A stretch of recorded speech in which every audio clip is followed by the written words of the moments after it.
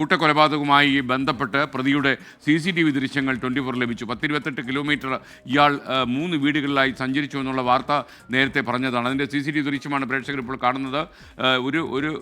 ഇയാളുടെ യാത്ര പേരുമലയിൽ നിന്ന് പാങ്ങോട്ടേക്കുള്ള ബൈക്കിലുള്ള ഇയാളുടെ യാത്രയാണ്. ഇപ്പോൾ സമയം കാണിക്കുന്ന 12 മണി, ഉച്ചതിരിഞ്ഞ് 12:38 അപ്പോൾ പേരുമലയിൽ ഇയാൾ അക്രമം നടത്തിയതിന് ശേഷം പാങ്ങോട്ടേക്ക് ബൈക്കിൽ പോവുകയാണ്. അയാൾക്ക് യാതൊരു ഫീലിങ്ങുമില്ല. അതുകൊണ്ട് തന്നെയാണ് ഇയാൾക്ക് ഒരുപക്ഷെ ലഹരി ഉപയോഗം ഉണ്ടായിരുന്നു. ഇങ്ങനെയുള്ള ആളുകൾക്ക് മനുഷ്യപ്പറ്റവും വികാരവും ഒന്നും കാണത്തില്ല. കാരണം അവർക്ക് MDMA ഒക്കെ കഴിച്ചിട്ട് കൊലപാതകത്തിനിറങ്ങുന്ന ഒരുവൻ്റെ മുമ്പിൽ പച്ചമാംസത്തിൽ കത്തി കയറ്റുമ്പോൾ അവന് ഫീലിംഗ് ഉണ്ടാവില്ല. ഷബീദ് റാവുത്തർ പേരുമലയിൽ നിന്ന് ചേരുകയാണ്. ഷബീദ്, ഇയാളുടെ ഈ യാത്ര ഒരാളിൻ്റെ ശരീരം കുത്തി പിളരാനാണ് എന്നറിയുമ്പോഴാണ് നമ്മുടെ ഷോക്ക്.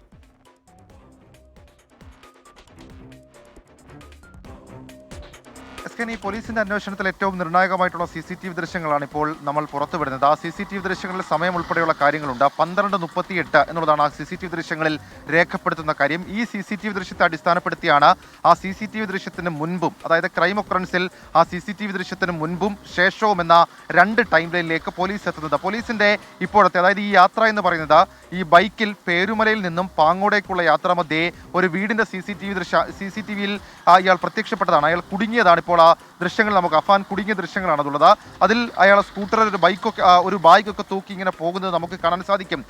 കൃത്യമായി പറഞ്ഞാൽ 10 മണിക്കും 11 മണിക്കും ഇടയിൽ ഇയാൾ ആദ്യ അറ്റംപ്റ്റ് നടത്തുന്നു. അതായത് ഇയാൾ അഫാൻ സ്വന്തം മാതാവ് ഷമിയെ ആക്രമിക്കുന്നു. അതിനുശേഷം അയാൾ ഈ പേരുമലയിൽ നിന്ന് പാങ്ങോടേക്കുള്ള യാത്ര അത് ലക്ഷ്യം വെച്ച് പോകുന്നു. അപ്പോൾ 12:38 എന്ന CCTV ദൃശ്യത്തിൽ അടയാളപ്പെടുത്തുമ്പോൾ നമുക്ക് മനസ്സിലാക്കാൻ കഴിയുന്നൊരു വിവരം, 1 മണിക്കും 1:30ക്കും ഇടയിലാണ് സൽമ ബീവിയെ പാങ്ങോടുള്ള വീട്ടിലേക്ക് എത്തി ഇയാൾ കൊലപ്പെടുത്തുന്നത്. അതിനുശേഷം പോലീസിന്റെ നറേറ്റീവ് അനുസരിച്ച് 3 മണിക്കും 3:30ക്കും ഇടയിലാണ് ചുള്ളാളത്തെ വീട്ടിലെത്തി റഷീദിനെയും അതേപോലെ തന്നെ അയാളുടെ വൈഫിനെയും അയാളുടെ ഭാര്യയും കൊലപ്പെടുത്തുന്നത്. ശേഷം 4:15 ഇയാൾ ഒരു പക്ഷേ വീട്ടിലേക്ക് മടങ്ങിയെത്തി അവസാനത്തെ 2 കൊലപാതകങ്ങൾ കൂടി നടത്തി എന്നുള്ളതാണ് പോലീസ് ഇപ്പോൾ പറയുന്ന കാര്യം. ഇനി നമുക്കിതിൽ പൂരിപ്പിക്കേണ്ട 2 പ്രധാനപ്പെട്ട കാര്യങ്ങളിൽ ഒന്ന്, ഇയാൾ ഈ പാങ്ങോട് നിന്ന് വീണ്ടും 28 കിലോമീറ്റർ തിരികെ യാത്ര ചെയ്ത് വെഞ്ഞാറമൂട്ടിലേക്ക് എത്തി അവിടെ ഒരു പണയ സ്ഥാപനത്തിൽ കയറി എന്നുള്ള വിവരം പോലീസിലുണ്ട്. അത് സ്ഥിരീകരിക്കുന്ന CCTV ദൃശ്യങ്ങൾ പോലീസ് ശേഖരിച്ചു വരുന്നു എന്നുള്ളതാണ് ആറ്റിങ്ങൽ ഡിവൈഎസ്പിയിൽ നിന്നും നെടുമങ്ങാട് റൂറൽ പോലീസിൽ നിന്നും നമുക്ക് ലഭിക്കുന്ന വിവരം. രണ്ടാമത്തെ കാര്യം, ഇയാൾ അങ്ങനെ ഒരു സ്വർണം പണയം വെച്ചിട്ടുണ്ടെങ്കിൽ ആ പണം എവിടെ? ഈ വീടിന് മുൻപിൽ, അതായത് പേരുമലയിൽ ഇപ്പോൾ ഞാൻ നിൽക്കുന്ന വീടിന് മുൻപിൽ, ഞാൻ ഇപ്പോൾ ഈ റോഡിലേക്ക് മറ്റു ചിലരെ കാണാൻ വേണ്ടിയും സംസാരിക്കാൻ വേണ്ടിയും ഒക്കെ ഇങ്ങോട്ടേക്ക് വന്നതാണ്. ഏതായാലും ആ വീടിന് മുൻപിലേക്ക് അവിടെ ഒരു നീല ബാഗും അതേപോലെ തന്നെ ഒരു ഭക്ഷണപ്പൊതിയൊക്കെ ഉണ്ടായിരുന്നു. അപ്പോൾ ആ ബാഗിലാണ് ഇയാൾ ചുറ്റിക ഉൾപ്പെടെയുള്ള കാര്യങ്ങൾ സൂക്ഷിച്ചതെന്നുള്ള കാര്യം നമുക്ക് വ്യക്തമാണ്.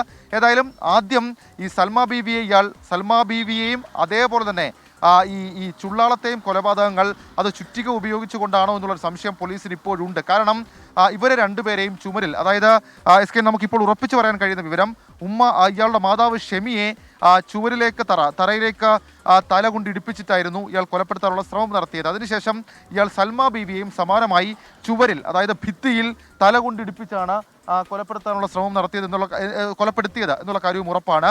മറ്റു കൊലപാതകങ്ങൾ ഇയാൾ ചുറ്റിക ഉപയോഗിച്ച് നടത്തി. അതായത് ചുള്ളാളത്തെ 2 കൊലപാതകവും ഇയാളുടെ സഹോദരൻ 9ാം ക്ലാസ്സുകാരനെ കൊലപ്പെടുത്തിയതും ഈ പെൺ സുഹൃത്തിനെ കൊലപ്പെടുത്തിയതും ഒക്കെ ചുറ്റിക ഉപയോഗിച്ചുകൊണ്ടാണെന്നുള്ള ഒരു സ്ഥിരീകരണത്തിലേക്ക് പോലീസ് എത്തുന്നുണ്ട്. അപ്പോൾ ഇയാൾ ഈ യാത്രക്കിടയിൽ എവിടെ നിന്നാണ് ചുറ്റിക വാങ്ങിയത്? ഇയാൾ എവിടെ നിന്നത് സംഘടിപ്പിച്ചു? മുൻപേ ഇയാൾക്ക് അതിനെക്കുറിച്ച് ധാരണയുണ്ടായിരുന്നു? അതല്ലെങ്കിൽ ഇയാൾ വെഞ്ഞാറമൂട് ജംഗ്ഷനിലേക്ക് പണയ സ്ഥാപനത്തിൽ കയറി അതിനുശേഷം ലത്തീഫ് ഫോൺ വിളിക്കുന്ന സമയത്തിനിടയിൽ ഇയാൾ എപ്പോഴെങ്കിലും കയ്യിൽ കരുതിയതാണോ, കടയിൽ നിന്ന് വാങ്ങിയതാണോ എന്നടക്കമുള്ള കാര്യങ്ങൾ പോലീസിന് വിവരമായി സ്ഥിരീകരിക്കേണ്ടതുണ്ട്. ഏതായാലും അത് കേന്ദ്രീകരിച്ചുകൊണ്ടുള്ള പോലീസിന്റെ അന്വേഷണം അത് നടക്കുകയാണ്. നമ്മൾ മുൻപ് പറഞ്ഞ CCTV ദൃശ്യങ്ങളുള്ള കുറച്ചുകൂടി CCTV ദൃശ്യങ്ങൾ അത് വരാനുണ്ട്. അത് പോലീസിന്റെ സ്പെഷ്യൽ ബ്രാഞ്ച് ഉദ്യോഗസ്ഥർ ശേഖരിച്ചു വരികയാണ്. രണ്ടാമത്തെ കാര്യം, ചില നിർണായകമായിട്ടുള്ള സാക്ഷിമൊഴികൾ പോലീസിനെ സംബന്ധിച്ചിട്ടുണ്ട്. അത് കേന്ദ്രീകരിച്ചും പോലീസിന്റെ അന്വേഷണം നടന്നു വരികയാണ്. ഓക്കെ, ഷബീദ് റാവുത്തറാണ് വിവരങ്ങൾ നൽകിയത്.